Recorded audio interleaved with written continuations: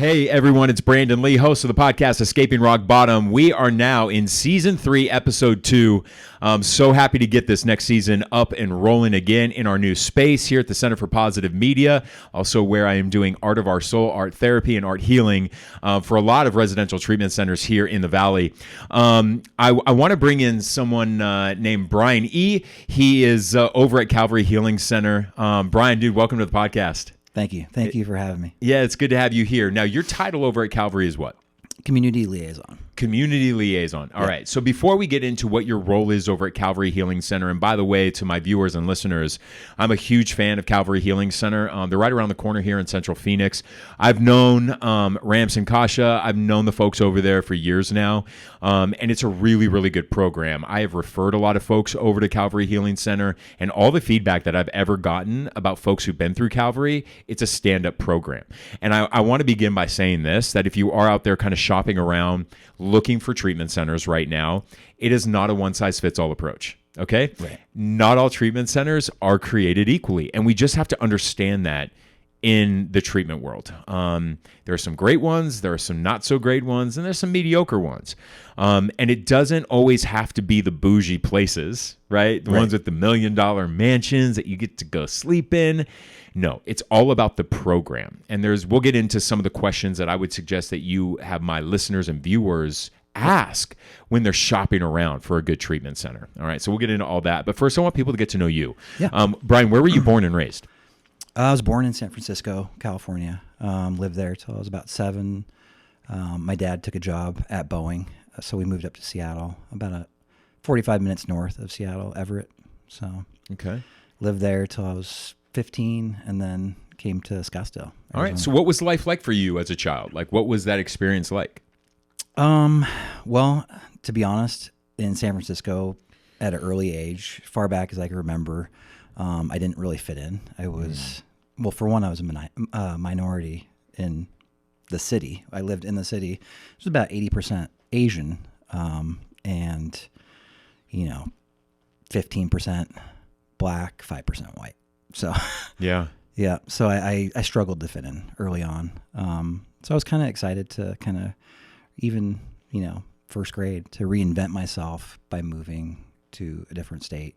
Okay, so what was the childhood like? The reason why I say that is because I'm a huge believer that trauma is the gateway to addiction. That trauma, unhealed trauma, is the reason why we start escaping. And for me, Bryan, I started to escape at the age of 15. Yeah, I got into a lot of cocaine. Essentially became a prostitute in many ways, was having sex with men in their 40s and 50s. I was 15 years old, but I was also repeatedly molested as a child from the ages of 7 to 10. And so, super sexualized very early on in life.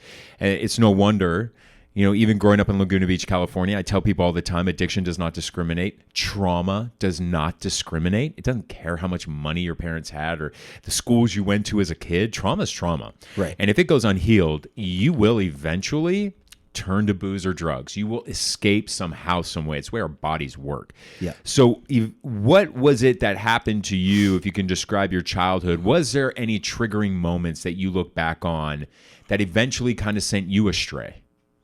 Yeah, there was. Struggling to fit in, for one. Right. And I believe that my alcoholism is hereditary, that I inherited it, that gene from my father. And then there was trauma at a really young age. While I lived in San Francisco, my mom ran a daycare, and it was from a female that was a couple years older, but 5, 6 years old, you shouldn't be doing the things that this girl was showing me at that age, and that stuck with me. It doesn't sound that bad because, it's a girl to a guy. Exactly. Yeah. Yeah. And that's societal stuff too. It's kind of like that cougar going for the young boy. It's like society doesn't look at that as bad as an older man doing it to a little girl. Yeah. Whereas it's when it's an older woman going after a younger guy, or in this case, a little boy, it's still, it's just the way we look at it through the lens of society sometimes. But it's super traumatic. Regardless. 4 or 5 years old. Right. We're playing, we're acting out. So Chips was one of my favorite shows. I remember watching Chips. I was born in the late 70s. So Yeah. Chips, Dukes of Hazzard. Yeah, I watched Dukes of Hazzard too. So it's like we play out these, a 5-year-old shouldn't be, pretending that this 7-year-old girl is Daisy Dukes, right? Right. So you were super sexualized as a young age. Yeah. How did that start to send you sideways? Yeah, I was obsessing about sexual stuff from an early age. Yeah. And then Me too. Moved to Seattle, and I was popular. I fit in. I had all these new friends, but still hypersexual. Like before all my friends, you're talking 9, 10, 11, 12 years old. That's all I was thinking about is like getting in girls' pants, and then also, so looking back in hindsight, I could see where my alcoholism was running rampant. Right. Like way before I ever took my first drink. Like being a people pleaser.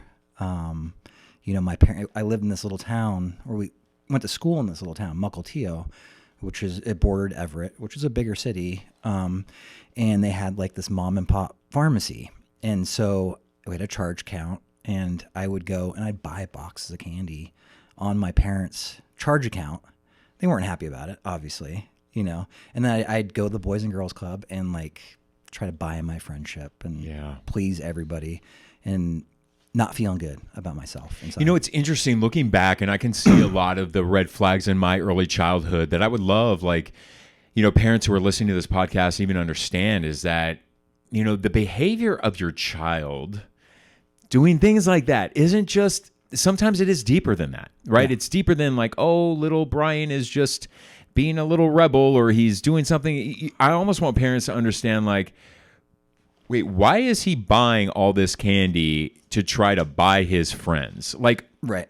Go a little bit deeper than, damn it, Bryan, why are you charging, candy to our account? Like, there's always, I don't know if you just asked me, I think there's a deeper meaning than that. Kids are going to be kids sometimes, but at the same time, it's sometimes good to look a little deeper. Yeah. And I wasn't punished. My dad was an alcoholic in our household. He was a cocaine addict. And so he was having cocaine shipped up from San Francisco to Seattle. But he was a rageaholic as well. So I never got grounded. I didn't have a curfew when I was 10 years old. I could run the streets, get into trouble. I knew I was going to get yelled at. Things were going to get broken. I knew, because that's how he acted towards my mom too. So. Yikes. Even, growing up in a violent house is super traumatic for a kid. Knowing how your dad's going to react in a violent manner is traumatic for a child. Walking on eggshells, not knowing what kind of mood he's in. I did the same thing with my mom. Yeah. I did the same thing with my mom. I never knew what mom sometimes was going to be. Yeah. I didn't know if she was going to be super happy, if she was going to be on edge and angry. Right. Violent. Just didn't know. And you walk on eggshells, man. That's not a fun way to live. Let me tell you that. I can remember that in childhood, how scared. It's like home should be the most comforting place. Yeah. Right? Home should be the most comforting place, the safest place. Yeah. That's the way it's supposed to be. When you're walking on eggshells and you're not sure like what mom and dad are going to do when you get home, is it going to be a violent night? Is it going to be an okay night? Or are my sisters going to be mean to me? You just don't know. And it is not fun when you don't live in a warm, loving home. Right. And you don't know what to expect. Yeah. I spent as little time as possible. Me too. I was at my neighbor's house. Yeah. I was always at my buddy's, my friend's house, and my parents would eventually be like, come home now. Like sleepovers. I'd be gone. I'd be gone. Every chance I had, I could be gone, Yeah. Take me to where it really got bad for you. So in Seattle, I delve into sports. I was good at sports. Yeah. Pretty much every sport besides baseball, basketball, football, wrestling, track. I excelled. And then also too, my art. I was focused on my art and not paying attention in class. That kind of took a front seat. And so I wasn't applying myself academically and didn't do well in school. And that continued on into high school. I moved here right before freshman year, so 1995, and sports. And it's funny because we would sit, Seattle, it's cold, it's rainy, the kids, like the punk kids across the street, from the middle school, smoking cigarettes, smoking pot. And we're like, those fucking losers. Like, I'll never be like that. Like, I'm going to stick with my sports and my art and, and then it just so happened, like, my dad got laid off from Boeing. He was an art director. He's an artist as well. And ran the whole art department, and they laid him off in 95. And so he found a job at Honeywell, here in Arizona.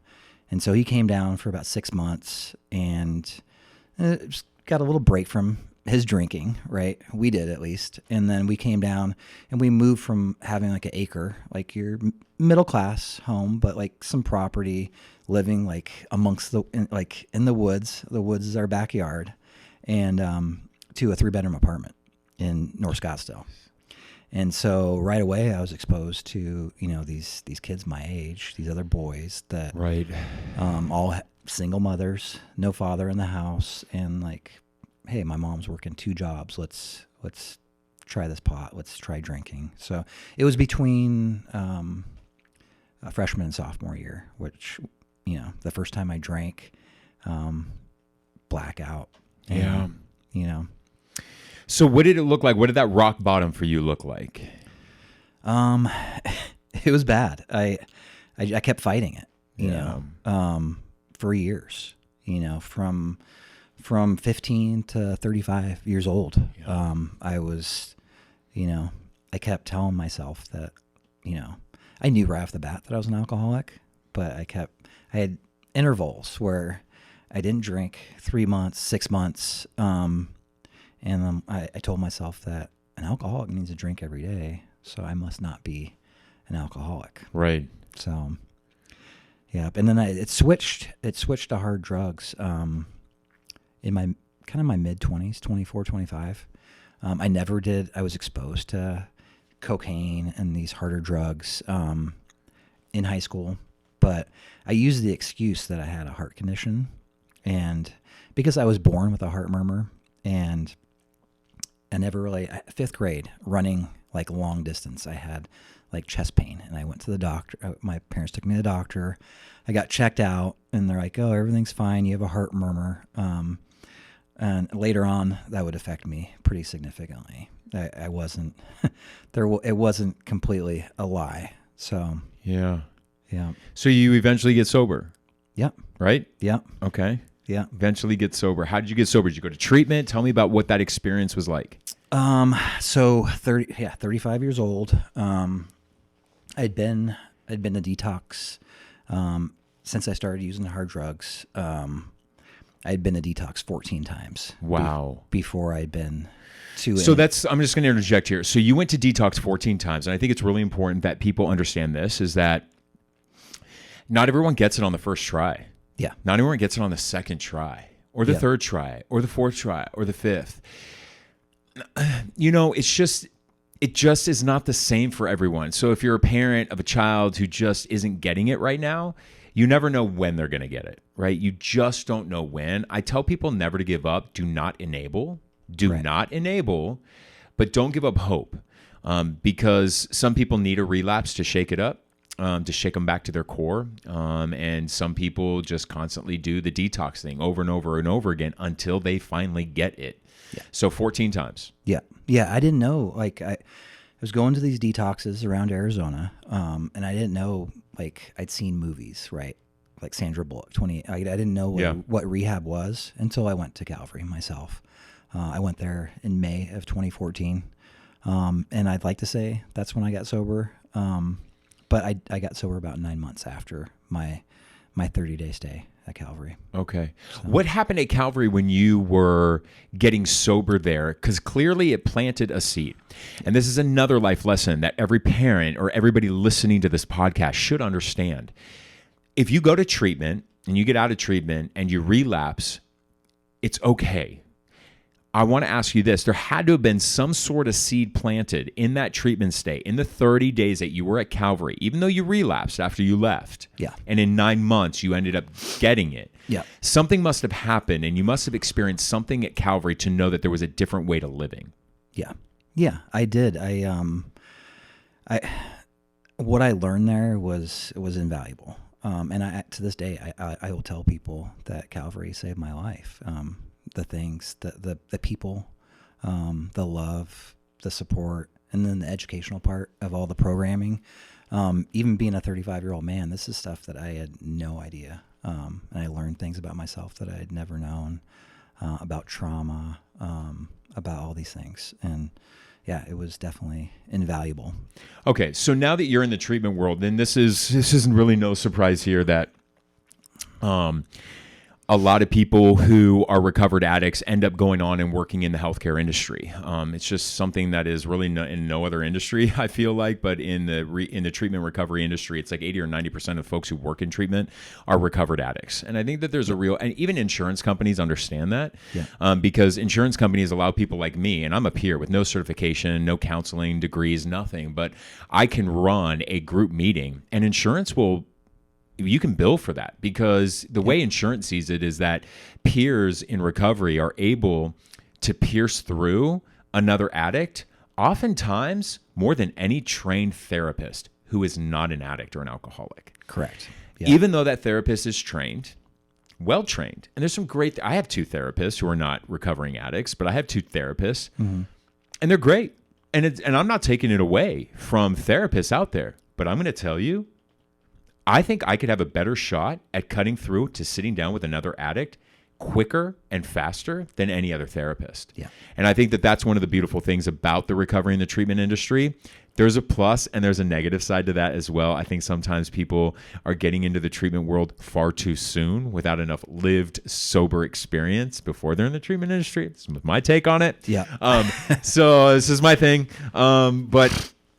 And tell me a little bit about Calvary and how Calvary is really changing and helping to improve people's lives. Like, what are you seeing there? Obviously, it worked for you. Yeah. And you credit Calvary to really saving your life. What are you seeing there on a daily basis? Well, I mean, so going back to the detoxes, I'd been to several different kinds of detoxes, and I kind of felt like I was treated like a number. It was lacking the love and empathy, the compassion, right? And so I noticed that right off the bat when I was in detox at Calvary, and then going through the residential program, that these people, they're not trying to make my life difficult by suggesting I do this or I do that. And it's something clicked where, right. They have my best interest at heart, and I loved the staff. I went and played sober softball, about 9 months sober, and terrible at softball. Yeah. That's, like I said, that's not my sport, but kind of our coach, our pitcher was the CEO. And, I gave him my number to give me the softball schedule. And so he calls me about 2 weeks, in, and he's like, this is not about softball. Do you want to come work for me? And so prior to coming to Calvary, I worked as a freelance artist. I sold my paintings. I made a living doing it. Right. I wasn't living a healthy lifestyle by any means, like with drugs, alcohol. But deep down inside, I really wanted that opportunity because I wanted to be back close with, the people that had taken care of me. Because most of the people still worked there, and that was saying something about, Calvary. And so I told him, let me think about it, and I got back to him within 2 weeks, and I'm like, yeah, I'll do it part-time. It could finance my art ventures, art shows, traveling. And then quickly, I'd say with less than 60 days, it turned into full-time working on the unit as a tech with the people. It was surreal, like to be on the other side, working with the people that took care of me, that showed me so much love and empathy. So I want to say this about, because you guys do offer detox over at Calvary. Yeah. I mean, your full continuum of care from detox to IOP, right? Right. Yeah. It's like full continuum of care over at Calvary, which is really great. I'm not saying that you have to go to detox where you're going to go get treatment. Right. But I think it's convenient. I think it's really great to like go to one spot. If you go to a place like Calvary and you need to go through detox, depending on what drugs you're in, not everybody needs a detox. Not everybody needs detox. But if you do, coming off especially pills these days and the fentanyl and all that stuff, or if you're a hardcore alcoholic, like drinking a ton where you do need to detox, I think it's kind of convenient when you can go to detox in the same place that eventually you'll just roll into, a 30 or 45 day treatment plan. Here's what I will say about your intake unit at detox at Calvary. Yeah. I have spoken to probably close to 10 people who've been through that experience. Every single one of them has said the techs in that unit are amazing. Yeah. That the techs in the detox unit at Calvary are so compassionate. And by the way, I've had one on my podcast. She's freaking amazing. Right. I love her to death. Yeah. She's just, her energy is amazing. Yeah. And it's really important. It's really, really important to treat people with compassion and empathy when they're first detoxing. Yeah. Because not every place does. Yeah. And I get it. There's burnout in mental health. Like, if you're a tech and you're seeing these people just come in strung out every day, and they're there for 3 days or 4 days, and then they dip out once they stabilize them, and you're giving them their drugs to keep them, It's a revolving door, right? Yeah, it's a revolving door. And so I get it from that aspect. There's a lot of burnout right now in the mental health field, clearly. But they're still humans, and you never know what one person is going to do when you show them that compassion, because maybe that one person, that compassion will get them to get sober. So that's just real feedback from people who've ever contacted me, and I've referred them out to Calvary, and each one of them has said, man, that experience going through there, they just treated me with so much love and compassion.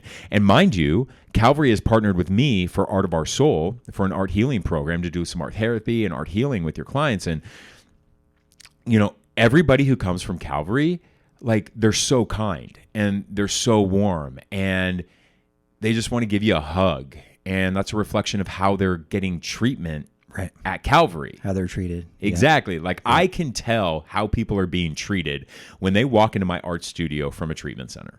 Yeah. I can easily see it. Yeah. Yeah, it's a scary proposition, especially someone who's never been to detox before, to have the residential unit adjacent. So we have 18-bed detox, but locked doors. On the other side of those doors, there's a 50-bed residential unit. And so they show the detox patients around the residential. They could take them over to the vending machines. They have residential patients come over and talk to the detox patients, which kind of softens that, hey, it's not that bad, to take that step over to the residential. Yeah, because not everybody does. Some people just do detox and they're out. But here's another thing. It's really important to understand the lingo here. Detox is not treatment. No. Okay? Let's make sure people understand this. Going to detox is not treatment. Detox is simply to stabilize you, to prep you, to prep you for treatment. Yeah. I hear people confusing that lingo far too often in the general public. Right. I'm like, I'm going to treatment for 5 days. No, you're not. That's called detox, and that's not treatment. You're not treating yourself. You're just fixing yourself to be stabilized in order to get the mental acumen to understand what the hell you're going to do in treatment to really begin the foundation to heal your mind, body, and spirit. Yeah. Yeah. It's medical stabilization, and that's all. And then, it's the beginning of when your head starts clearing up. Right. That fog I know for me, starts to clear. My personal experience, the first 5 days, and I'd tell patients that when I used to work in intake there, and assuring them that it's going to be okay. But I'll be honest, I'll be transparent and tell them that first 5 days when you don't have the detox meds anymore, that's going to be, and you're not sleeping. Those first 5 days, 6-7 days on residential, you're going to be tested. That's going to be your hardest part. And that's what it was for me. Yeah. Well, the drugs out there, especially today, there's so much fentanyl. Even fentanyl's in everything. Fentanyl is in cocaine. Yep. Fentanyl is in crystal meth. It's in heroin. It is in everything. Marijuana. I've heard. Marijuana now too. Yep. It's man, if you're sober right now and you were using, 5 years ago, fentanyl wasn't around like it is now 5 years ago. No. It wasn't. It wasn't. I don't even think it was in those drugs. Prescription. But it wasn't on the street. No, it was not on the street. Nope. And so dude, if you were a meth user and you relapse on meth today, you could die after a hit. Yeah. Smoking it. Yeah. The stuff is so powerful that people who used to inject the drug aren't even injecting anymore. They're smoking it, and you can die. Yeah. Because of the fentanyl that's in it now. Yeah. And that's a part of detox sucks. I was just touring a treatment center and a detox unit 2 weeks ago, And I was like, you know what, my higher power, she is sneaky. She's sneaky. And I walked through that detox unit, and I saw people sicker than shit. Yeah. And I'm like, oh, Brandon, don't ever. Brandon, just don't ever. You know, like, you look at that. I just needed to see that. Hey, listen, every recovering addict, we need a flashback, okay? We need to be reminded. Yeah. We need to be reminded, yo, it's a blessing to be sober. Yeah. 100%. Yeah. Holy shit. I saw this poor guy just, oh God, he just looked like he was in so much pain, just could not stop vomiting. I'm like, oh, you're detoxing bad. I feel bad for you, dude. Yeah. And he was in the waiting room waiting to go back to detox. I'm like, oof, God.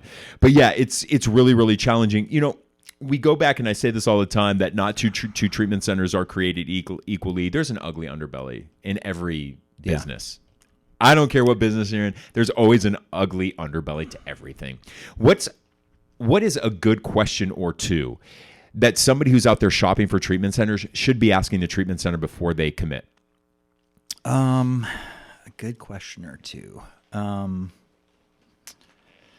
As far as like a residential treatment so center. if like somebody was looking for residential treatments, I mean, dude, this is the most saturated market in America, Arizona. I feel like Arizona is the most saturated. California is probably right up there with it. Yeah. There's a lot of treatment centers. So is a question to be asked is, what are the certifications of your trauma therapists? What are some of the stuff? I don't know. What are some of the really good questions that somebody, because listen, if you're a parent and you're not an addict, but your child is, like, where do you even begin? Yeah. It's hard to even You got to ask some questions. Yep. So for one, I mean, Calvary is a network with all commercial insurances. Right. So that's important. Be wary of places that want to send your loved one out of state. Is one thing I will, I'd like to suggest, because, and if they're willing to pay for, things aren't going to be adding up. Like, there may be some unethical things going on. It's called patient brokering. Yeah. We just call it what it is. I did an expose on it years ago here in the Valley. I did a whole expose on patient brokering. Yeah. I got some threats. I got some threats after I exposed a few people who were shopping patients around, and they were getting kickbacks, for that patient. It's called patient brokering. It's now illegal, but go ahead. Yeah. But yeah, I mean, today, there's a lot more reputable places that are doing, billing out a network that are still providing like an extensive level of care to the patient throughout the week. Right. So that's not always a bad thing. But yeah, you just got to be, be aware of, if they make it, if it's too good to be true, then it usually is. Yeah. What are some of the, you don't owe any money up front. We're gonna pay for a plane ticket. We're gonna pick, your loved one up from the airport. You don't have to worry about anything. Even with like the best insurance, like most of the time you have to pay something. Something out of pocket. Yeah. Deductible or co-insurance. So here's another thing. Is that like somebody who they come from money. Yeah. Right. They come from money, and they just start shopping around for that really bougie type treatment center. So they can, kind of like live their lifestyle with going through it. You know what I tell those people? And I tell the husbands, or I tell the wives, no. Yeah. No. They should go to a modest place. Yeah. Okay? Simple, not a lot of these extracurricular and bougie kind of things. Yeah. You gotta strip that away. Yeah. They're distractions. They are absolute distractions. If you If need to strip down and you want to really get sober, we need to, because that's all, to me, that's all ego-based. Yeah. Right? Of course. I need this. I need this. But I need this. And I need this amenity. And I need this. No, you don't. Yeah. No, you don't. As a matter of fact, you have that in your regular life, and look what that regular life brought you. Okay? Look where all that led you. So stop going around to places and making a snap judgment by what the exterior of the building looks like, right? Or if you've got a room with somebody, because you know what? Sometimes that'll be the most humbling experience for that person, which is also sometimes the best goddamn medicine. Medicine doesn't taste too good when you taste it, but the effect of it can really help you. Yeah. Treatment is medicine. Yeah. All right? May not look and taste all sweet and candy, okay? But it's the best thing for you. Yeah. And so working in missions, which I did for 4 years at Calvary, I would tour families, and some of these families had a lot of money, and I would explain to them that Calvary, it's kind of, we've been around for a long time. Yeah. 58 years, right? It's reputable, yeah. It's an older building, but the quality of treatment, the quality of care, our quality of therapists is top notch. And it's kind of, that was my pitch, is kind of designed to be middle of the road, where, people are humbled, or, they have to, they're uncomfortable, because, there's no change if you don't feel uncomfortable. 100%, right? 100%. Yeah, you got to strip people to the core. And I would explain to patients. So when I worked on the unit, I would explain to patients too. I'm like, I don't like this person. I don't like this group. Blah blah. And what they didn't realize, and what I explained to them, is that, this is like practice for when you leave treatment. This is practice for the rest of your life, of like learning how to be around people that you may not care for. Right. Like, for example, like one of my favorite meetings, there's this old guy, this grumpy old guy in the back that would hackle people, and like I love that meeting and I love the people there, but I'm not going to let this guy like make it to where I don't come to this meeting and do a disservice to myself. Right. I had to learn to deal with him and just block that out. And that's part of the training. Like, that's part of the whole milieu of being in a residential facility like that, is learning. Well, I think too is that when you look at that and you come down, it's like, dude, we're all the same. Okay, we're all fucking equal. Look how much money you have in your bank account. Like, we're all equul. We're the same. And part of that judging is the reason why you became an addict. Just thinking you're better than other people, simply because you have more money in your bank account.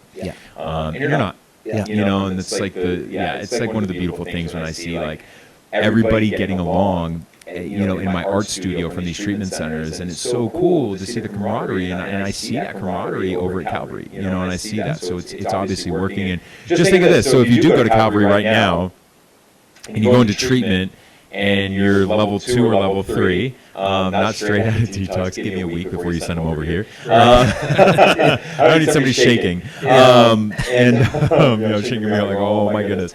But you have a chance to do art therapy as well, which is really cool. It's a really cool amenity that Calvary is now offering, and it's off-site. It's kind of a cool little field trip down the street. You get to come hang out with me at Art of Our Soul, because I'm not open to the public. I am only open to treatment centers. It's not a public venture. And our patients love it. Yeah. And I love that you're available and that you made this space available, and it's very convenient. They love to get off campus. Yeah. We are a closed campus. Yeah. Except for this.